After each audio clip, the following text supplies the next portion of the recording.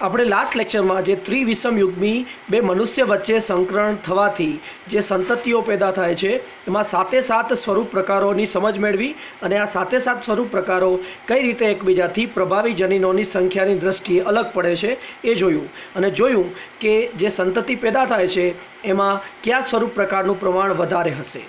હવે આ જ બાબતને આપણે એક ગ્રાફ એટલે કે આલેખના સ્વરૂપમાં પણ રજૂ કરી શકીએ છીએ અને બહુ સારી રીતે એને સમજી શકીએ છીએ। તો ધ્યાનપૂર્વક આ આલેખને જુઓ। અહીં એક્સ અક્ષ ઉપર એટલે એક્સ એક્સિસ ઉપર આપણે આ 7 સંભવિત સ્વરૂપ પ્રકાર દર્શાવ્યા છે, જ્યારે વાય એક્સિસ ઉપર એટલે કે વાય અક્ષ ઉપર સંતતિઓની સંખ્યા દર્શાવી છે। તો અહીં જે સંકરણ છે એ ત્રિવિષમ યુગ્મી બે સજીવો વચ્ચે છે એટલે મનુષ્ય વચ્ચે છે। Capital A small A, capital B small B, capital C small C, cross capital A small A, capital B small C, capital B, capital C small C.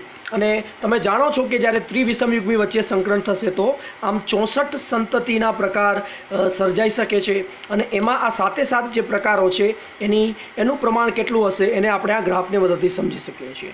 તો વાય એક્સ ઉપર સંતતિની સંખ્યા છે જે ડિવાઇડેડ બાય 64 દર્શાવેલી છે એટલે 64માંથી સંતતિની સંખ્યા કેટલી હશે એ દર્શાવેલું છે, જ્યારે એક્સ એક્સ ઉપર એમના 7 સ્વરૂપ પ્રકારો દર્શાવ્યા છે। પહેલાં જે એક્સ એક્સ ઉપર જે 7 સ્વરૂપ પ્રકારો છે એ જોઈ લઈએ ક્યાં ક્યાં છે। તો અહીં 1 છે એનો મતલબ કે પ્રભાવી જનીનની સંખ્યા 0 અને સ્વરૂપ પ્રકાર સફેદ જોવા મળશે। 2 મતલબ કે પ્રભાવી જનીનની સંખ્યા 1 અને એનો જે સ્વરૂપ પ્રકાર છે ખૂબ જ આછો બ્રાઉન જોવા મળશે। 3 મતલબ કે પ્રભાવી જનીનની સંખ્યા 2 જેમાં આછો બ્રાઉન જોવા મળશે। 4 મતલબ કે પ્રભાવી જનીનની સંખ્યા 3 કે જેની અંદર આપણે મધ્યવર્તી મુલેટો પ્રકારનો સ્વરૂપ પ્રકાર જોવા મળશે। 5 મતલબ કે પ્રભાવી જનીનની સંખ્યા 4 અને ઘેરો બ્રાઉન જોવા મળશે। 6 પ્રભાવી જનીનની સંખ્યા 5 અને વધારે ઘેરો બ્રાઉન, ખૂબ જ ઘેરો બ્રાઉન અને 7 એટલે પ્રભાવી જનીનની સંખ્યા 6 જેની અંદર આપણે શ્યામ પ્રકારની ત્વચા જોવા મળશે। હવે આપણે જાણીએ છીએ એમનું પ્રમાણ કેટલું મળે છે।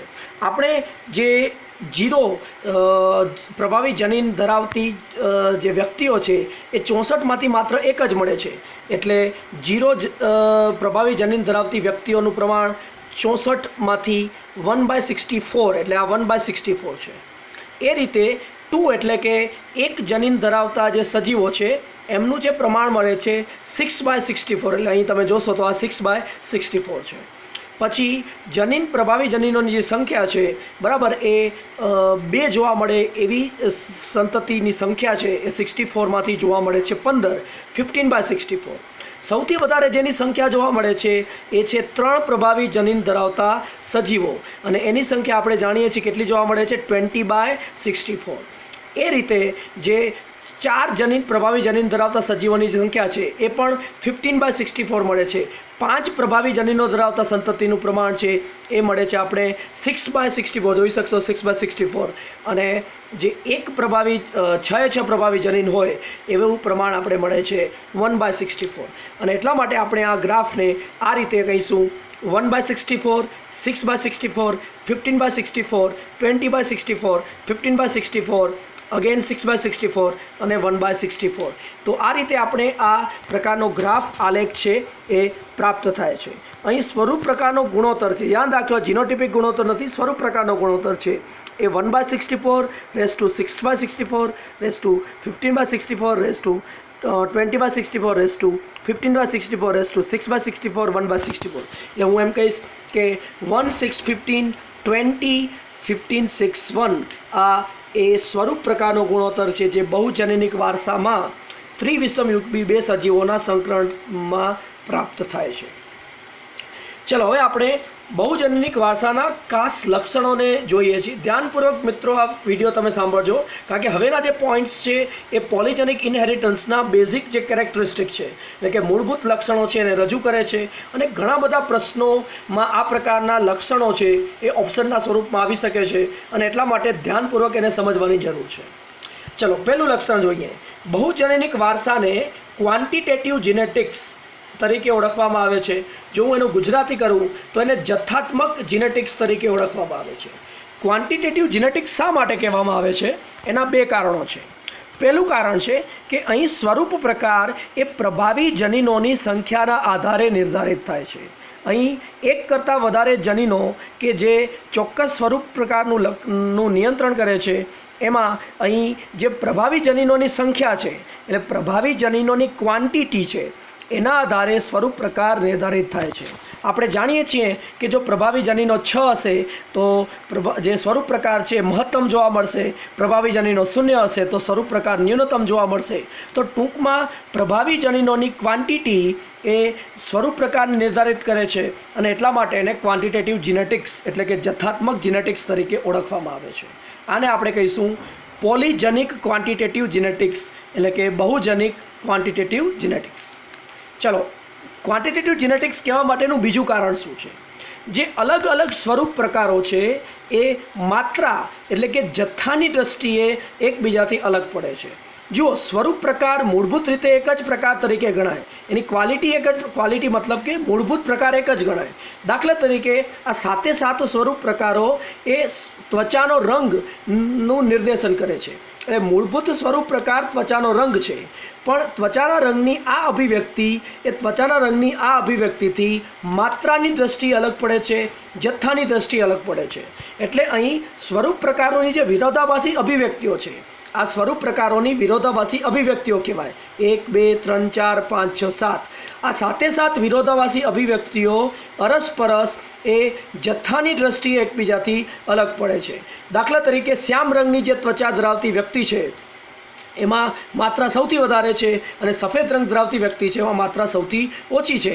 મધ્યવર્તી જે સ્વરૂપ પ્રકાર દર્શાવે છે એમાં માત્રા વચગાળાની છે. તો અહીં મેલેનિનનું જે પ્રમાણ છે એ અલગ અલગ અભિવ્યક્તિમાં અલગ અલગ જોવા મળે છે. એટલે એક અભિવ્યક્તિ બીજા અભિવ્યક્તિથી જથ્થાની દૃષ્ટિએ અલગ પડે છે અને એટલા માટે એને જથ્થાત્મક જીનેટિક્સ તરીકે ઓળખવામાં આવે છે. જો તમે ઊંચાઈ સાથે આને સાંકળશો તો મનુષ્યમાં જે ઊંચાઈ છે એ પણ એક પ્રકારનું બહુજનીનિક વારસો છે. તો એક વ્યક્તિ ઊંચી છે, જે બીજી વ્યક્તિ જે નીચી છે એનાથી ઊંચાઈની દૃષ્ટિએ અલગ પડે છે. મતલબ કે તમે અહીં સ્વરૂપ પ્રકારોને માત્રા અથવા તો જથ્થાની દૃષ્ટિએ એકબીજાથી અલગ પાડી શકો છો અને એટલા માટે પણ એને જથ્થાત્મક જીનેટિક્સ એટલે કે ક્વોન્ટિટેટિવ જીનેટિક્સ તરીકે ઓળખવામાં આવે છે. તો હું રિપીટ કરું કે બહુજનીનિક વારસોનું પહેલું લક્ષણ છે એ જથ્થાત્મક જીનેટિક્સ છે. એનું કારણ છે કે અહીં પ્રભાવી જનીનોની કુલ સંખ્યા એ સ્વરૂપ પ્રકારને નિર્ધારિત કરે છે, એટલે કે પ્રભાવી જનીનોનો જથ્થો સ્વરૂપ પ્રકારને નિર્ધારિત કરે છે. અને બીજું કારણ છે કે એક સ્વરૂપ પ્રકારની અભિવ્યક્તિ અન્ય સ્વરૂપ પ્રકારની આજે એટલે બીજી અભિવ્યક્તિ છે એનાથી જથ્થો એટલે કે માત્રાની દૃષ્ટિએ અલગ પડે છે. ચલો, બીજું કારણ શું, બીજું એની ખાસિયત શું છે? જે ક્વોન્ટિટેટિવ એટલે બહુજનીનિક વારસો છે એમાં અલગ અલગ સ્વરૂપ પ્રકારોની એક શ્રેણી જોવા મળે છે. એટલે કે એક સ્વરૂપ પ્રકારની જે વિવિધ અભિવ્યક્તિઓ છે એની એક શ્રેણી જોવા મળે છે, એક સિરીઝ જોવા મળે છે. અહીં તમે જોઈ શકો છો કે સ્વરૂપ પ્રકાર ત્વચાના રંગમાં 7 અલગ અલગ અભિવ્યક્તિઓ જોવા મળે છે. જો તમે એને મેન્ડેલિયન જીનેટિક્સ સાથે સરખાવશો તો મેન્ડેલિયન જીનેટિક્સમાં એક સ્વરૂપ પ્રકારમાં માત્ર 2 જ અભિવ્યક્તિ જોવા મળતી હતી, પણ અહીં એક જ સ્વરૂપ પ્રકારમાં 7 અભિવ્યક્તિની શ્રેણી જોવા મળે છે. એટલે કે વસ્તીમાં એક સજીવ બીજા સજીવથી અભિવ્યક્તિની દૃષ્ટિએ અલગ પડી શકે છે, એક જ સ્વરૂપ પ્રકારની અભિવ્યક્તિની દૃષ્ટિએ અલગ પડે છે. અને આ જે બાબત છે એને કન્ટિન્યુઅસ વેરિએશન તરીકે ઓળખવામાં આવે છે. ધ્યાન રાખો, કન્ટિન્યુઅસ વેરિએશનનો અહીં અર્થ શું થાય છે? તો અહીં તમે જુઓ કે આ સજીવો છે એ આ સજીવોથી વિવિધતા દર્શાવે છે, આ સજીવોથી વિવિધતા દર્શાવે છે, આ સજીવોથી વિવિધતા દર્શાવે છે. તો અહીં આપણે 7 અલગ અલગ સ્વરૂપ પ્રકારોની શ્રેણી રજૂ કરીશું, એટલે એને કન્ટિન્યુઅસલી વેરિએશન થાય છે એવું કહીશું. અહીં કોઈ 2 અલગ અલગ અભિવ્યક્તિ નથી જોવા મળતી, પણ આખી અભિવ્યક્તિઓની શ્રેણી જોવા મળે છે, જેને કન્ટિન્યુઅસ વેરિએશન તરીકે ઓળખવામાં આવે છે. ગુજરાતીમાં હું એને કહીશ કે કન્ટિન્યુઅસ મતલબ કે સતત, વેરિએશન મતલબ કે વિવિધતા, મતલબ કે સ્વરૂપ પ્રકારનું આખી એક શ્રેણી છે જે અરસપરસ માત્રાની દૃષ્ટિએ વિવિધતા દર્શાવે છે. ચલો, ત્રીજો અગત્યનો મુદ્દો છે કે એ પર્યાવરણની ચોક્કસ અસર હેઠળ હોય છે. હવે યાદ રાખજો, પર્યાવરણનો મતલબ હંમેશા બાહ્ય પર્યાવરણ થાય એવું જરૂરી નથી હોતું. આપણે ત્વચાના રંગની જ વાત કરીએ તો ત્વચાનો રંગ એ સૂર્યપ્રકાશ અને યુવી કિરણોની હાજરી બંનેના કારણે પ્રભાવિત થઈ શકે છે.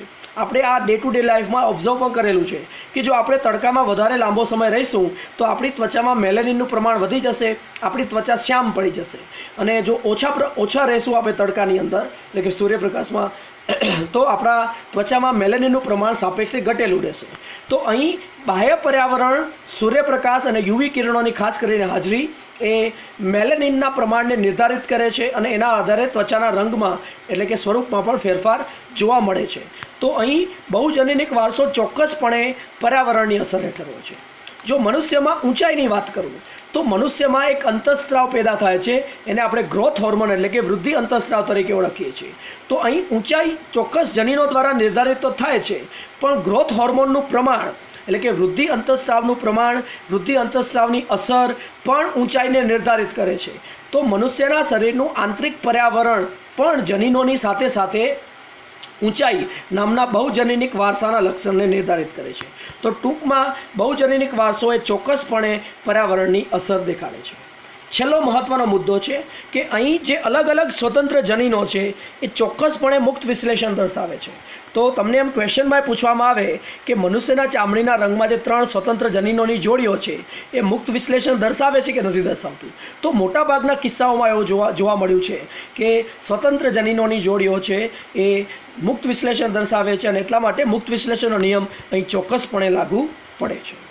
તો આપણે બહુજનીનિક વારસાની ખાસિયતોને જો સમરાઇઝ કરી દઈએ તો આ એક જથ્થાત્મક જીનેટિક્સ એટલે કે ક્વોન્ટિટેટિવ જીનેટિક્સ છે, કારણ કે અહીં પ્રભાવી જનીનોની સંખ્યા નિર્ધારિત કરે છે અને સ્વરૂપ પ્રકારની અભિવ્યક્તિઓ એકબીજાથી જથ્થો એટલે કે માત્રાની દ્રષ્ટિએ અલગ પડે છે. અહીં કન્ટિન્યુઅસ વેરિએશન જોવા મળે છે, જ્યાં એક જ સ્વરૂપ પ્રકારની વિવિધ અભિવ્યક્તિઓ હોય છે અને વસ્તીની અંદર સજીવો એ અન્ય સજીવથી અભિવ્યક્તિમાં માત્રાની દ્રષ્ટિએ અલગતા દર્શાવે છે, એટલે કન્ટિન્યુઅસ વેરિએશન દર્શાવે છે. ત્રીજો મુદ્દો છે કે પર્યાવરણની ચોક્કસ અસર જોવા મળે છે અને ચોથું કે અહીં સ્વતંત્ર જનીનોની જોડીઓ એ ચોક્કસપણે મુક્ત વિશ્લેષણ દર્શાવે છે. નેક્સ્ટ લેક્ચરની અંદર આપણે મેન્ડેલિયન જે જનીનશાસ્ત્ર છે એમાં એક ક્વોલિટેટિવ જનીનશાસ્ત્ર તરીકે ઓળખવામાં આવે છે સમજીશું, અને કઈ રીતે એ આ ક્વોન્ટિટેટિવ જનીનશાસ્ત્રથી અલગ પડે છે એને સમજીશું.